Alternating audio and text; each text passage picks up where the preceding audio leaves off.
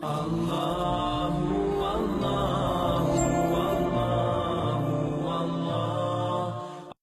ingin titik beratkan teman-teman sekalian, dan ini yang paling banyak di Indonesia dimasuki oleh syaitan, didukung juga dengan media-media syaitan.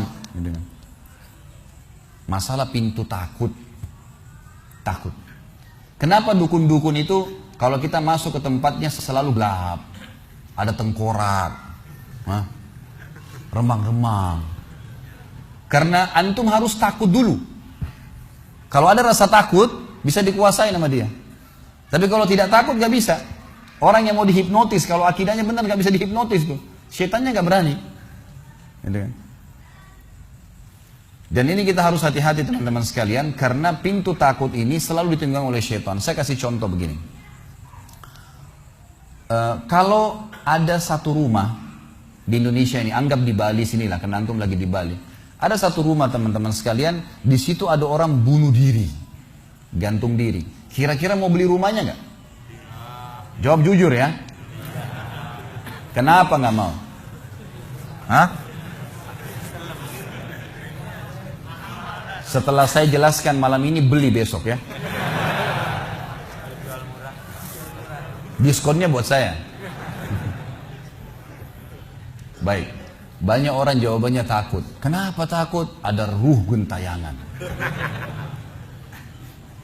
Baik, simpan contoh itu. Ada contoh kedua teman-teman. Ada satu rumah, tadi bunuh diri ya. Sekarang satu rumah dibunuh oleh perampok. Mau beli rumahnya nggak? Sama juga. Masya Allah cuma 3 orang yang jawab, yang lain berani semua. Nggak mau juga beli. Kenapa? Takut. Ada ruh gentayangan. Teman-teman sekalian, ambil dari saya malam ini. Dengan izin Allah, ini ilmu dari wahyu, bukan dari saya. Tidak ada ruh gentayangan. Nggak ada ceritanya dalam Islam kuburan terbuka pocongnya keluar. Nggak ada itu. Nggak ada tangan dari kloset tarik-tarik orang. Itu semua dusta. Dusta. Perusakan akidah dari media-media syaitan. Sinetronnya, filmnya, segala macam. Manusia bisa berubah jadi singa lah, bisa beginilah, macam-macam. Dusta. Dusta. Nggak ada dalam Islam. Nggak ada. Dari mana dalilnya? Nggak ada ruh gentayangan. Baik, dengarkan hadisnya. Hadis yang mulia. Hadis riwayat Bukhari. Suatu hari Nabi SAW pernah mengantar jenazah sahabatnya. Waktu jenazah tersebut ditaruh di kuburan, kata Nabi SAW, kalau seseorang mukmin meninggal dunia, siapa orang mukmin teman-teman sekalian? Orang yang sudah menggabungkan antara rukun Islam sama rukun iman. Kalau antum syahadat sudah, muslim, alhamdulillah, sholat 5 waktu, zakat, puasa Ramadan, haji, sudah dikerjain. Ditambah dengan keimanan, yakin Allah ada, yakin malaikat ada mencatat, yakin diturunkan dalam Al-Quran, yakin ada Rasul yang mengajarkan Nabi Muhammad SAW ada diterima pahalanya hari kiamat, maka itu namanya mukmin. Ditambah dengan mengimani qada dan qadar. Kalau ada orang sholat, Allah ada nggak ya? Malaikat catat nggak ya? Hari kiamat saya terima nggak? Ini masih muslim, belum mukmin, masih level di bawah. Pertama muslim dulu baru mukmin. Makanya dalam hadis disebutkan ada iman, ada Islam, ada iman, ada ihsan, gitu kan? Ini level-levelnya. Nah, kata Nabi SAW, kalau orang mukmin menggabungkan antara rukun Islam sama rukun iman, sholat yakin Allah ada, sholat begini dan seterusnya, maka akan datang kepadanya 3 sosok malaikat pada saat meninggal. Dan ini teman-teman bukan dongeng saya ceritakan, ini hadis Nabi, berita wahyu yang pasti kita semua akan saksikan. Demi Allah ini benar, ini wahyu, gitu kan? Malaikat datang, di kiri kanannya malaikat rahmah yang membawa kain kafan dari surga, yang satu malaikat maut diubun-ubun kepalanya sambil berkata, ya ayyatuhan nafsul mutmainnah irji ila rabbiki radiyatan mardiyah. Hai jiwa yang baik, keluarlah kepada rahmat dan pengampunan Tuhanmu. Kata Nabi SAW, ruhnya keluar lebih mudah daripada air dari mulut kendi, cepat sekali. Begitu keluar, belum sesaat keluar, ditangkap oleh malaikat rahmah, dibungkus dengan kain kafan dari surga, dibawa ke langit.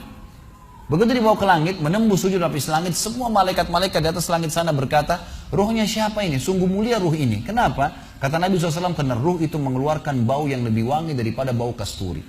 Semoga kita semua insya Allah termasuk.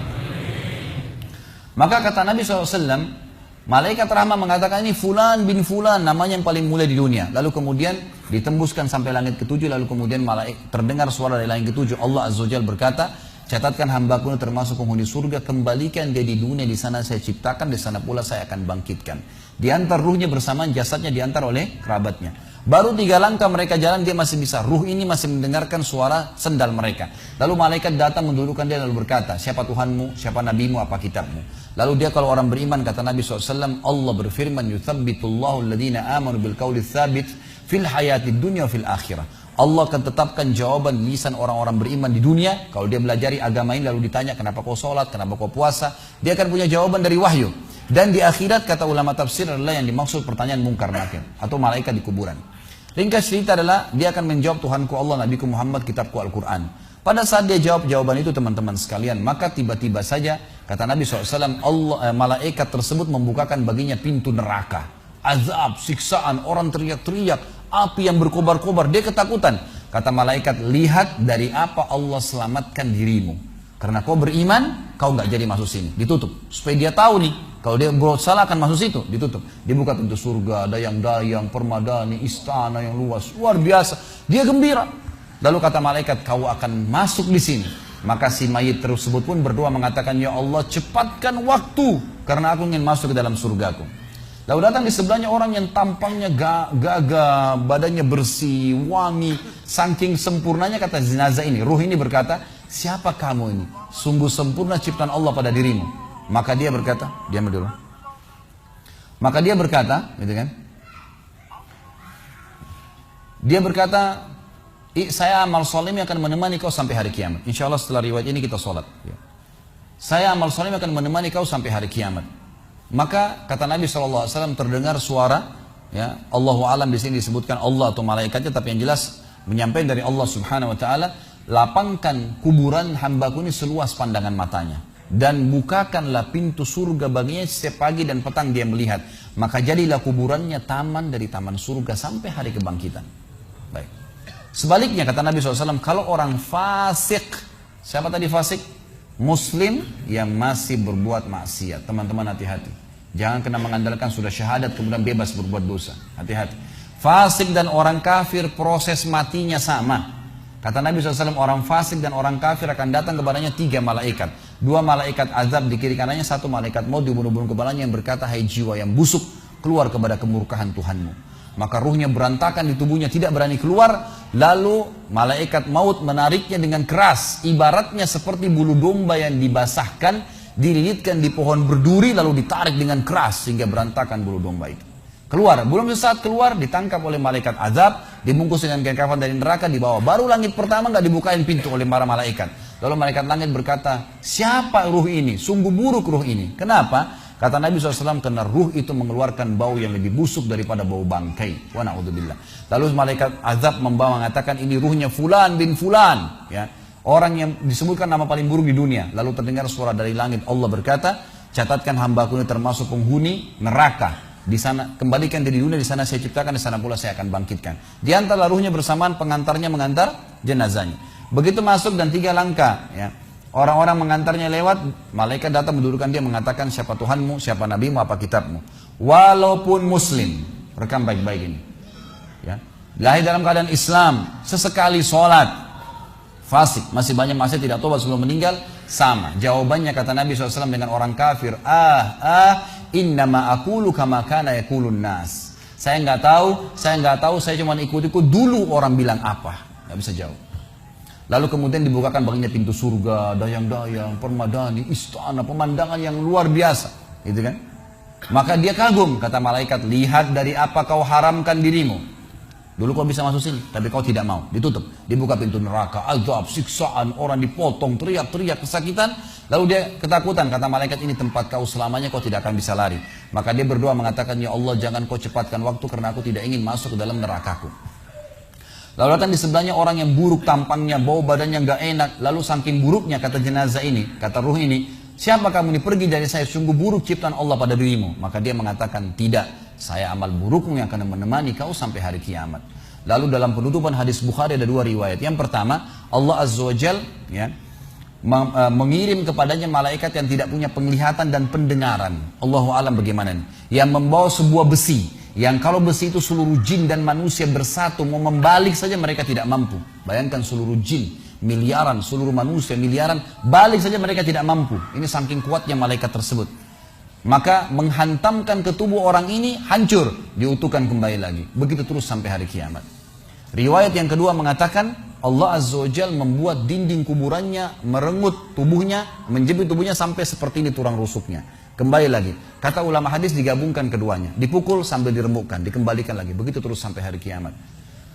Maka teman-teman sekalian, dalil ini sebagai penutup dalam sesi pertama materi kita, teman-teman sekalian, dalil ini menjelaskan tidak adanya rugen tayangan dalam Islam.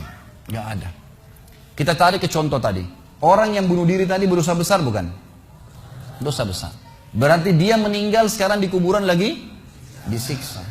Gak ada ceritanya keluar ganggu orang atau balas dendam. Gak ada waktu. Hancur, remuk, dikembalikan lagi. Begitu terus.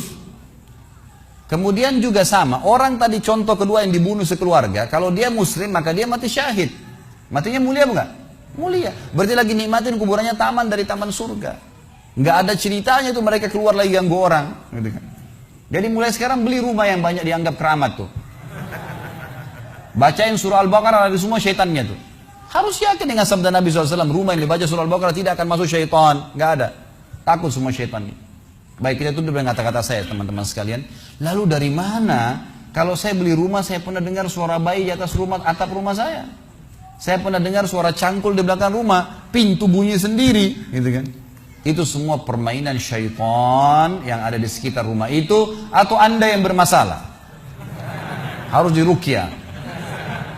Dibacain ayat, ada sihirnya tuh. Mungkin pernah mandi dulu ilmu kebal, mungkin pernah ini, mungkin pernah bersemedi, apalah macam-macam yang khurafat ini, maka dia harus diruqyah. Jadi harus diobatin. Baik. Begini contohnya, kalau kita lagi lewatin tadi rumah yang orang ada bunuh diri, ini kalau ada syaitan di sini marah dengan saya, tapi saya nggak peduli. Emang dia musuh kita. A'udzubillahi minasyaitonirrajim, gitu kan. Allah hancurin mereka, gitu kan. Yang jelas teman-teman sekalian, kalau kita lewat di rumah yang ada orang bunuh diri, gitu kan.